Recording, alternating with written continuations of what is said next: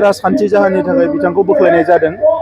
नैबे इलेक्सनाव UPPL BJP आरो AGP जोङो खौसेयै NDA हिसाबै जों इलेक्सनखौ गेलेदों। बिथांमोना जोंनि सरकाराव दङमोन GSP आ, नाथाय बावैसो बिथांमोननि MP हिरा सरनिया बिथाङा नब सरनिया बिथाङा बुंदों जे जोङो UPPL नि एबा बिथांमोननि एलायन्स नङा, सरकारावल' जों दङमोन। दा बेनिखायनो नैबे बिसायख'थियाव जोंहा बिजाथिया देरहानांगौ। जोंनि प्राइम मिनिस्टार नरेन्द्र मदि बिथाङा 3थि खेबनि थाखाय प्राइम मिनिस्टार जानांगौ। दा बेवहाय खुनु कमप्रमाइज गैया। बेखौ रायलायजोबनानै जोंनि आसामनि चिफ मिनिस्टार जों बयबो रायलायजोबनानै बे थांखिखौ लानो गोनां जादों। घनश्याम दास बिथांखौ आङो मोजां मोनो। बिथाङा सासे मोजां मानसि। बिथांमोना गावसिनि बाथ्राखौ सानगोन, जों जोंनि बाथ्राखौ सानगोन। गोजोनथाव खौरां। बाजाज बाइक लानो गोसो गुदुं सुबुंफोरनि थाखाय गोजोनथाव खौरां।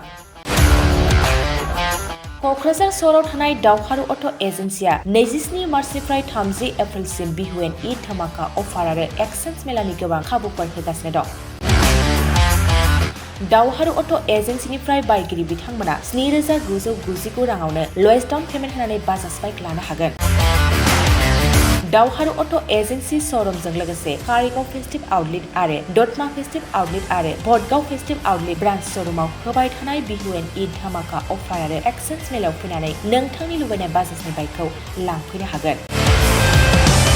बाजाजनि बाइक सालायनो मोजां मोनग्रा रायजो राजाफोरनि थाखाय दावहारु अट' एजेन्सि श'रुमा बेनि अनगायैबो गोबां मोजां अफार लाबोदों। बेफोर अफारफ्रानो जाबाय जेरै helmet free, 2 litre petrol free आरो गासैबो मडेलनि एक्सचेन्ज खाबुआ एभेलेबेल जागोन।